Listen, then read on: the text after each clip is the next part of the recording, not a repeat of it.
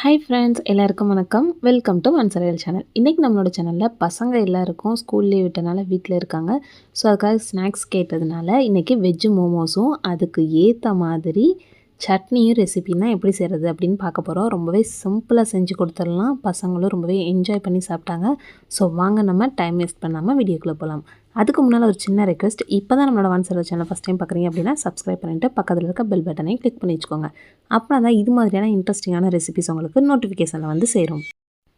இதுக்கு முதல்ல ஒரு மிக்சிங் பவுலில் 1.5 கப் அளவுக்கு மைதா எடுத்திருக்கேன். உங்களுக்கு மைதா சேர்க்க வேணாம்னு நினச்சிங்கன்னா கோதுமை மாவு கூட எடுத்துக்கோங்க. அது கூடவே 1/2 டீஸ்பூன் அளவுக்கு உப்பு சேர்த்துட்டு கொஞ்சம் கொஞ்சமாக தண்ணி ஆட் பண்ணி நல்லா சாஃப்டான பக்குவத்துக்கு பிணைஞ்சி எடுத்துக்கலாம். ஸோ நிறைய தண்ணி சேர்த்துடாதீங்க, இந்த அளவுக்கு பார்த்து சேர்த்து நல்லா வந்து பிணைஞ்சி எடுத்துக்கோங்க. இப்போ பாருங்கள், இந்த அளவுக்கு மாவு வந்து சாஃப்டாக இருக்கணும். இப்போ இது மேலே லைட்டாக ஆயில் வந்து ஸ்ப்ரே பண்ணிவிட்டு லிட்டு போட்டு க்ளோஸ் பண்ணி ஒரு 10 மினிட்ஸ்க்கு அப்படியே வச்சிடலாம். அப்படியே சைட்லேயே வந்து நம்ம சட்னி எப்படி ரெடி பண்ணுறது அப்படின்றத பார்த்துடலாம். இதுக்கு வந்து ஒரு செம்பளவுக்கு தண்ணி சேர்த்துட்டேன். அது கூடவே ஒரு பழுத்த தக்காளியாக 5 தக்காளியை வந்து இந்த மாதிரி கீறி தோலோடவே அப்படியே நம்ம வந்து சேர்த்துக்கலாம். ஸோ இது கூட நம்மளுக்கு நெக்ஸ்ட்டு வந்து 4 பல் பூண்டும் பெருசாக இருக்கிறதுனால நான் 2 கட் பண்ணி சேர்த்துருக்கேன். ஸோ பூண்டும் சேர்த்துட்டு காரத்துக்கு 6 வரமிளகா, கலருக்காக 2-3 காஷ்மீரி சில்லி சேர்த்துருக்கேன். உங்கள்கிட்ட இருந்தால் சேர்த்துக்கோங்க, அப்படி இல்லைன்னா அதையும் ஸ்கிப் பண்ணிக்கோங்க. இப்போ இது எல்லாமே வந்து நல்லா வந்து கொதித்து வெந்து வரட்டும். இப்போ பாருங்கள், இந்தளவுக்கு சாஃப்டாக வெந்து தக்காளியோட தோல் எல்லாமே உரிய ஆரம்பிச்சிருச்சு. இந்த ஸ்டேஜில் நம்ம ஸ்டவ் ஆஃப் பண்ணிவிட்டு கீழே எடுத்து வச்சு நம்ம வச்சுருக்க எல்லாத்தையுமே தனியாக ஒரு பிளேட்டில் வச்சு ஆற வச்சிடலாம். கொஞ்சம் ஆறுனதுக்கப்புறமா நீங்கள் தக்காளியோட தோலை வந்து உரித்து எடுத்துக்கோங்க. எனக்கு வந்து பசங்க வீட்டில் இருந்துட்டு வேகமாக நான் உரிக்கிறேன் நீ உரிக்கிறேன்னு சொல்லவும், வேண்டாம் நானே உரிக்கிறேன் அப்படின்னு சொல்லிட்டு சூடோடவே வந்து உரிச்சிட்டேன். சூடாக தான் இருந்துச்சு. ஸோ நீங்கள் வந்து கொஞ்சம் ஆறுனதுக்கப்புறமா உரிச்சிக்கோங்க. இப்போ தக்காளியோட தோல் எல்லாமே உரிச்சதுக்கப்புறம் நல்லா ஆறிடுச்சு. இப்போ இதை வந்து ஒரு மிக்ஸி ஜாரில் சேர்த்துட்டு பேஸ்ட் பக்குவத்துக்கு நல்லா வந்து அரைச்சி எடுத்துகிட்டு வந்துடலாம். இந்த அளவுக்கு பேஸ்ட்டாக அரைச்சிட்டு இப்போ சிம்பிளாக ஒரு தாளிப்பு மட்டும் நம்ம கொடுத்துடலாம். 2 ஸ்பூன் அளவுக்கு எண்ணெய் சேர்த்துட்டு, எண்ணெய் வந்து மிதமான சூட்டில் இருக்கும் போதே நம்ம அரைச்சி வச்சுருக்க அந்த தக்காளி பேஸ்ட் அது கூட சேர்த்துட்டு, இது கூட 1/2 டீஸ்பூன்லேருந்து 3/4 டீஸ்பூன் அளவுக்கு உப்பு, 1 டேபிள் ஸ்பூன் அளவுக்கு சர்க்கரையும் சேர்த்துட்டு நல்லா கலந்து விட்டுருங்க. கலந்து விட்டுட்டு லிட்டு போட்டு க்ளோஸ் பண்ணி நல்லா நம்மளுக்கு எந்த அளவுக்கு கெட்டித்தன்மை வேணுமோ அந்த அளவுக்கு அந்த தண்ணி எல்லாமே இஞ்சி வர அளவுக்கு கொதிக்க விட்டு எடுத்தோம் அப்படின்னா நம்மளுக்கு மோமோஸ்க்கான சட்னி வந்து ரெடி. இப்போ நம்ம வந்து வெஜ் மோமோஸ் பண்ணுறதுனால அதுக்குள்ளே வைக்கக்கூடிய ஸ்டஃபிங் வந்து எப்படி செய்கிறதுன்னு பார்த்துடலாம். அதுக்கு 4 டேபிள் ஸ்பூன் அளவுக்கு எண்ணெய் சேர்த்துட்டு 1/2 டீஸ்பூன் அளவுக்கு இஞ்சி பூண்டு பேஸ்ட்டும், காரத்துக்கு ஒரே ஒரு பச்சை மிளகாய் மட்டும் சேர்த்துருக்கேன் குழந்தைங்க சாப்பிட்றதுனால. ஸோ உங்களுக்கு தேவைப்பட்டுச்சுன்னா இன்னொன்று சேர்த்துக்கோங்க. அது கூடவே குட்டி குட்டியாக சாப் பண்ண வெங்காயம், கேரட்டு, முட்டைக்கோசு இது மட்டும் சேர்த்துட்டு நல்லா வந்து வதக்கி விட்டுறலாம். ரொம்ப நேரம் இது வேகணுன்ற அவசியம் இல்லை. இது வந்து சொல்லணும்னா அரைவேக்காடு மாதிரி தான் இருக்கணும்.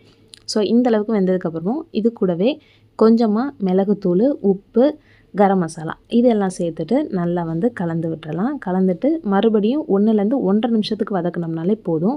ஃபைனலாக நம்ம நறுக்கி வச்சுருக்க கொத்தமல்லியும் சேர்த்துட்டு அது கூடவே 1/2 லெமன் ஜூஸும் வந்து ஆட் பண்ணிக்கலாம். ஆட் பண்ணிவிட்டு நல்லா கலந்து விட்டு இறக்கிட்டோம் அப்படின்னா நம்மளுக்கு ஸ்டஃபிங்கும் வந்து ரெடி ஆகிடுச்சு. ஸோ இப்போ பாருங்கள், நம்மளுக்கு மாவு வந்து நல்லா சாஃப்டாக ஊறி வந்திருக்கு. இந்த டைமில் நம்ம மோமோஸ் பண்ணுறதுக்கு நம்மளுக்கு எந்த சைஸ் வேணுமோ அந்த அளவுக்கு வந்து மாவை வந்து எடுத்துக்கலாம். எடுத்துகிட்டு நம்ம எப்பவும் போல் நல்லா ரவுண்டாக உருட்டிட்டு நம்ம ஒரு பிளேட்டில் வச்சு மாவு மட்டும் டஸ்ட் பண்ணிவிட்டு தேய்ச்சி எடுத்துக்கலாம். தேய்ச்சிட்டு அதுக்கப்புறம் நம்மளோட விருப்பம் தான், நம்மளுக்கு எந்த ஸ்டைலில் வேணும், நம்மளுக்கு எப்படி சேர்த்துருமோ அப்படி செஞ்சுக்கலாம். எனக்கே வந்து பர்ஃபெக்டாக அந்த ஷேப் வந்து வரல. ஸோ இருக்கட்டும் அப்படின்னு சொல்லிட்டு, ஆனால் டேஸ்ட் வந்து சூப்பராக இருந்துச்சு. ஸோ இதே மாதிரி சிம்பிளாக நீங்களும் உங்கள் குழந்தைங்களுக்கு வீட்டில் இருக்கும்போது செஞ்சு கொடுத்தீங்க அப்படின்னா கடைகளில் போய் சாப்பிடணும் அப்படின்னு வந்து நினைக்கவே மாட்டாங்க. ஸோ இப்போ பாருங்கள், நம்ம வந்து ரவுண்டாக தேய்ச்சிட்டு அந்த ஸ்டஃபிங்கை வந்து உள்ளே எடுத்து வச்சிடலாம். வச்சுட்டு இந்த மாதிரி 2 பக்கமும் இது மாதிரி தான் நான் வீடியோஸ் பார்த்தேன். ஸோ அதே மாதிரி நானும் ட்ரை பண்ணேன், நல்லா தான் இருந்தது. ஸோ அந்த 2 பக்கம் பண்ணிவிட்டு அதை 2யும் ஜாயின் பண்ணிவிட்டு அதுக்கப்புறம் 1 சைடு மட்டும் சின்ன சின்னதாக மடித்து அப்படியே சேர்த்து நம்ம ஒட்ட வச்சோம் அப்படின்னா நம்மளுக்கு மோமோஸோட ஷேப் வந்து வந்துடுது. ஸோ இது மாதிரி நீங்களும் உங்கள் வீட்டில் கண்டிப்பாக ட்ரை பண்ணி பாருங்கள். இப்போ இது மாதிரி நம்ம எல்லா மோமோஸும் வந்து செஞ்சுக்கலாம். நம்மளுக்கு இந்த ஷேப் வேணுன்னா இப்படி பண்ணிக்கலாம், அல்லது உருண்டையாக வேணுனாலும் உருண்டையாக பண்ணிக்கலாம். இப்போ நம்மளோட மோமோஸ் எல்லாமே ரெடி ஆகிடுச்சு. இப்போ இதுக்கு வந்து நம்ம இட்லி பாத்திரத்தில் தண்ணி வந்து கொதிக்க வச்சாச்சு. இப்போ அதுக்கு மேலே பிளேட் வச்சுட்டு லைட்டாக ஆயில் வந்து அதில் அப்ளை பண்ணிவிட்டு நம்ம ரெடி பண்ணி வச்சுருக்க மோமோஸ் எல்லாத்தையும் ஒவ்வொன்றா வந்து அரேஞ்ச் பண்ணிக்கலாம். வச்சுட்டு இது வந்து 8லேருந்து 10 நிமிஷத்துக்கு நல்லா ஆவியிலே வந்து வேக விட்டுறலாம். வெந்ததுக்கப்புறம் எப்படி இருக்குன்னு பார்க்கலாம்.